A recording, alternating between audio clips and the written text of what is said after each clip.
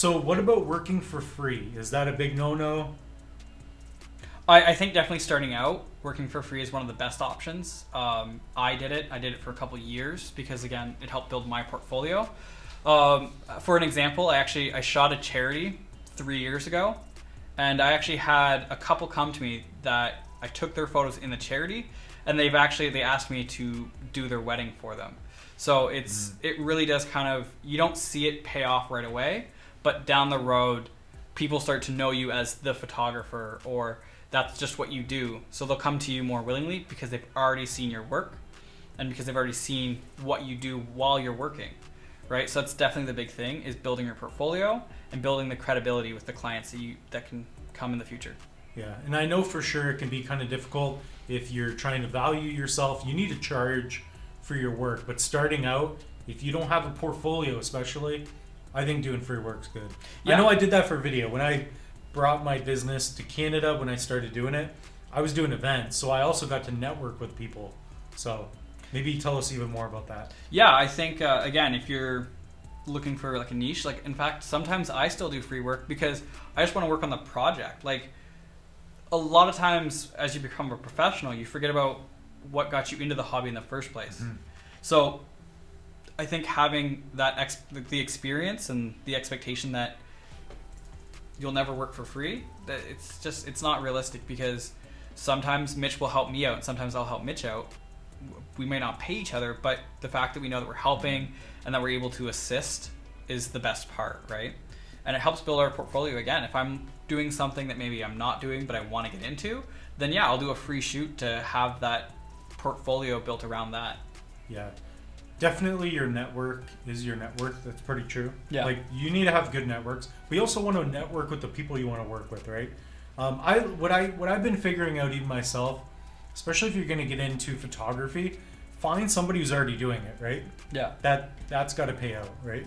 Yeah, I mean, it definitely helps, because if you know someone that's already an established photographer in your local area, then what happens is they will bring you along in the shoots. Again, if you offer to do it for free, I'm sure they would really appreciate it too.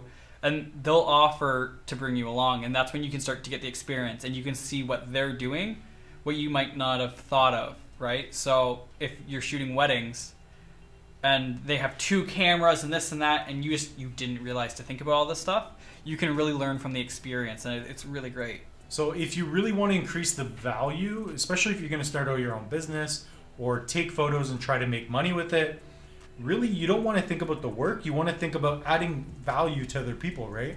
Because you're solving a problem at the end of the day. That's what I found. As you may know, I create online courses, and the more value I bring, the more I get rewarded for it. It's not just a monetary thing. It's more of a sense of fulfillment, and that's what you want to do. You want to serve people that need your skill, right? So I'm sure you've experienced that too. At the end of the day, if you're not adding value, you're not going to be rewarded. So that's something I want, especially beginner photographers, to think about, right? And have you experienced that? Yeah, definitely.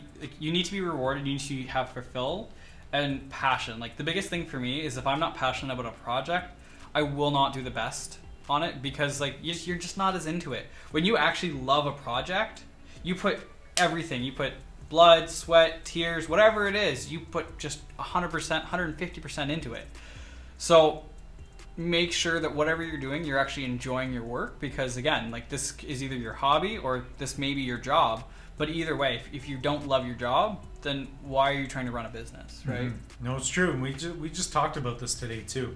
That's a very big one. So would you say that the best way, if somebody's trying to figure that out, like, I like to write things on a piece of paper or on a whiteboard. Would you say other people should do that too? Like, for me, when I started out, I wrote down on a whiteboard and I did a process of elimination. I wrote down all the things I like, and even when I thought I found it, I just started scratching things off, and I revealed to myself the thing I wanted to do. Yeah, so I, like Mitch, I have a 6-foot whiteboard that goes on my wall, because again, you need to be able to write things out and see things. You might not necessarily need a whiteboard, a computer, even your phone. Just the notes app on your phone is fantastic, but you do need to start kind of figuring out what do you actually want to do, because photography is extremely exciting, but there's so many different options that you can go. So as you get more experience, you need to specialize, because that's really where the money comes in, and that's where, if you're passionate about it, so you get passionate and you get wealth.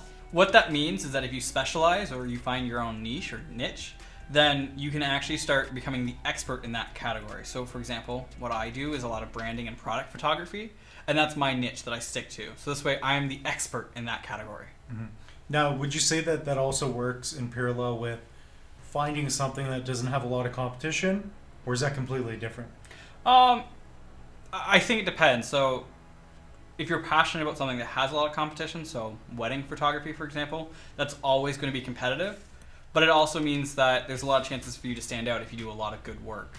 So it all depends on what you're looking to do and what your passion is. If you're not passionate about something, but you want to do it just because it's not very competitive, then it really doesn't matter, because you're not going to do your best in that category. You want to find something that you actually are really passionate about, that you can try to push yourself to do better every single day. Yeah, and I think of like Floyd Mayweather, the boxer. He did one fight in the past. Like, he came out of retirement to do one fight, and he made what, $60 million, $100 million? Yeah, and again, because he mastered boxing. Yeah. Right? Like the best of that thing, right? Yeah. Good point. And that's going to be the big thing, right? Is you can go from charging $100 a photo shoot to charging $1,000 if you become the expert in your category. It all depends on your supply and demand. Mm-hmm. Yeah, and even like when I do a wedding now, or like a specific commercial project, I'm actually surprised to, probably the 15-year-old version of me is probably like, you can't charge that much for a project, right? My rates have changed so much now. Like, I used to charge $100 back when I first started, to now my basic shoot for like 20 minutes of my time is $250, all the way up to $1,000, because of the fact that I've specialized, right? Mm-hmm. And that's what's really important, is the fact that you become the expert in your category. Yeah, it's well put.